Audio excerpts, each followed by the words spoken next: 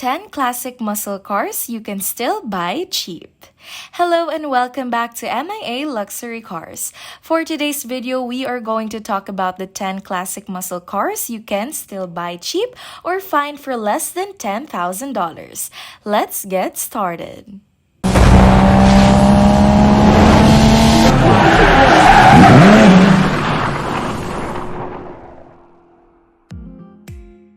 Chevy Nova. Everyone loves the third-gen Chevy Nova. It's one of the most muscle cars, but something a lot of people don't know is the fourth-gen Chevy Nova is. So here's the thing. By the mid-70s, these fourth-gen Novas would have to comply with all these new environmental standards from the government and slap in a bunch of emission stuff on the cars and reducing the horsepower, which ultimately reduced stoke levels to an all-time low. I mean, 4th Gen Novas had like 170 horsepowers. Your medieval times had more horses than that. But even though they might not have had the killer engines of the previous gens, it's still a Nova. And I think it looks cool. It's a little kind of like a little square boy in a good way. It's like a SpongeBob. I think they're really great value. Ford GALAXIE. The GALAXIE was the name given to a bunch of full-sized forwards from 1959 to 1974. The name GALAXIE was supposed to cash in all the excitements of the space race to inspire a generation of gearheads and stargazers alike to take humanity to the edge of the new frontier by going real fast in style. The GALAXIE was Ford's answer to the Chevy Impala, and this rivalry was kick off a race between Chevy and the rest of the America's top car makers. But this race wouldn't be for space, but for pace. One of the most popular GALAXIE lines, the 500XL, boasted a 425 horsepower V8 with a top speed of 135 miles per hour. It went from 0 to 60 in 6.9 seconds. Nice, and did a quarter mile in 14.9 seconds at 96 miles per hour. And because of that, you can still find a bunch of GALAXIEs for less than 10 grand. Dodge POLARA. The POLARA was Dodge's answer to the Ford GALAXIE, and just like the GALAXIE, the name POLARA was all about making people think about space. But names aside, it's what's the under hood and that made the POLARA a good car. 1969 POLARA had a hefty V8 engine that held the Chrysler test track record for the highest top speed for a factory-built sedan until 1994. They were big-bodied luxury, 50s throwbacks complete with a big old chrome front bumper and Jetsons tail lights. Dodge tried to slim the body down early, but the Dodge fans weren't having it. The POLARA Polar Reverse Gucci was traded away muscle and agility for size and luxury, and it never quite shook that rep, which is why I think so many enthusiasts leave it off of their classic car muscled list. But plenty of POLARAs are still around in great condition, with a bunch of engine options like this one, a super clean 65 with a 383 V8, one of the best V8s Chrysler made at that time. PlyMouth Duster. The PlyMouth Duster is one of the coolest cars named after a jacket, and it was the smaller, sportier version of the Plymouth Valiant. The Duster was marketed to compete with other teeny-weeny tiny cars at that time like the Chevrolet Vega. But don't be fooled by its small size and logo that kinda looks like a Tasmanian devil doing a Dorotis ad. The Duster offered a 340 cubic inch V8 capable of 275 horsepower, which is pretty big for its size. Dodge decided to call their version of the Duster Demon instead of the first name that they thought of, the Beaver. That is not a joke. That is, they were going to call this car the Beaver, so the Demon name would become the less of the staple and more of a name Dodge could pull it out whenever that they had a new limited badass version of something that they wanted to push. And if you don't have an 80 to 100 grand to throw in on a new Demon, well, you can have your own piece of PlyMouth muscle that started at like this super clean 73 with a V8. No leak dings or rust for less than $9,000. Chevy Montecarlo. When Chevy introduced the Montecarlo in 1970, obviously had big plans for it. In the early 80s, NASCAR was dominated by the fewer Thunderbird. Around the truck, he was nicknamed as the Aerobird because nothing came close to how aerobic the T-Bird was. That is until Chevy said, "Here, hold my lasso," and he said and came back with a redesigned Montecarlo. Dale Earnhardt Jr.'s dad. Dale Earnhardt drove one of these and he won a ton. This is the car that helped the Intimidator become the Intimidator. But to me, the boxy 4th gen body is the embodiment of 80s muscle. And this one is in really perfect shape.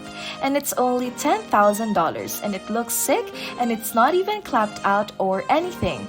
You can smell this car through this ad, and I know that this car might not be traditionally considered a classic muscle car, but what's classic today is completely different than what's classic 10 to 20 years ago.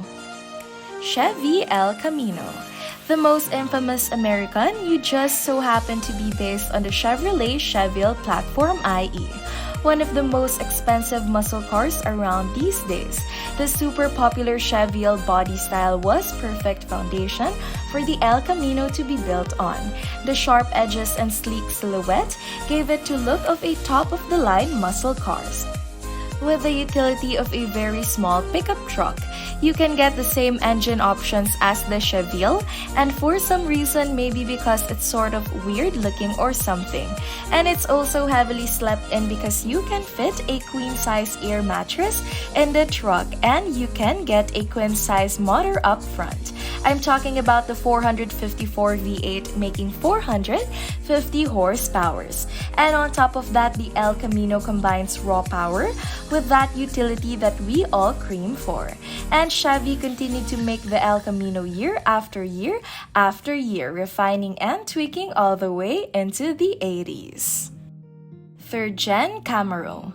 For the next car on this list, we're taking a field trip to Camaro Land. But unlike the rounder first and second chance, the 3rd gen was sharp, boxy, and edgy. Part of the reason you can find 3rd gens for so cheap is that they had smaller engines early on. Due to emissions regulations, these 3rd gens were the first Camaros to be built in. But with each model year, Chevy pumped in a little bit more muscle. And by the late 80s, with performance options, like the Z28 and the iORC Z, the 3rd gen offered a 350 cubic inch V8 capable of 330 horsepower. Not bad, and of course, the 350 cars never came with a manual, which we learned a couple of weeks back, but that doesn't stop them from being certifiably bad to the bone marrow. Look to some, if it isn't in classic pony, looking Charger or Trans Am, and it isn't classic, but 3rd gen Camaro is a solid piece of 80s muscle that you can find without selling a kidney. And it looks like a car that you wouldn't drive to buy someone's kidney. Mercedes E55 AMG. Muscle cars don't have to be from America. When Mercedes introduced the AMG E55 in 2003, it turned into a lot of hits. At that time, the fastest Benz on the road were putting out the 350-400 horsepower tops. But somehow the stars aligned and Mercedes released this, a sedan that came loaded with a 5.4-liter supercharged V8 making 469 nice screaming German ponies and a 516-pound fleet of tweaks. The E55 had a 0 to 60 time of 4.5 seconds, making it the quickest sedan in the world at that time. Mercedes stepped the horsepower game all the way up, and that time when car makers weren't fully focusing on the big old engines and speed. This car changed all of that. You know how you can find a bunch of cars now with like 800 horsepower? You can fake the E55 for it. And shockingly, you can find a super solid one like this one for right amount of 10 grand. Dodge Magnum RT. Speaking of cars from this century, the Dodge Magnum RT, sure, it gets a lot of hate for looking the way that it does. It's still a Dodge. It came with a 340 horsepower, 5.7-liter Hemi V8. Have one of the most iconic Dodge car muscles of all time. This was surprisingly responsive for its 4,295-pound curve weight. I mean, it's an American fast wagon. So, why is this car a classic, you can ask? Well, Dodge is in early 2000s wasn't known for horsepower the way that they are today, right? They didn't have the Hellcat. They didn't have the Demon. The Magnum is a classic because it's an important stepping stone in Dodge's history. A stepping stone towards the high horsepower sedans that they become known for and based an entire brand around today. Ford Mustang. Now it's only fitting that the number one muscle car on this list is the one and only most iconic cars ever. The Mustang is a car that car people and non-car people think is a cool car. You know, people don't like Mustangs or Camaro owners. Think about a car that you like. It's probably a response to Mustang, Supra, Camaro, and RX-7. None of these cars would exist if it weren't for the Mustang. James Bond had one. Steve McQueen had one. That kid from Tokyo Drift had one. So you may be surprised to know that you can still find the most iconic first generation for super cheap. And this is because they made a ton of them. And with every new revision came a slew of new interchangeable parts so that staying fans could build the Ford of their dreams. That means you can still find the first generation Mustangs for around $10,000, as well as a variety of parts for them. You don't have to break the money to own a badass muscle automobile. You might have to look outside the box a little and try something you wouldn't immediately consider a classic. Finding a huge name in the down year is difficult, but it is so doable. Now, what can you say about these muscle cars? Please let us know by leaving a comment down below, and if you enjoyed this video, please press the like button, turn on your notification bell, and subscribe to our channel for more videos like this. Thank you for stopping by to watch. See you on our next video.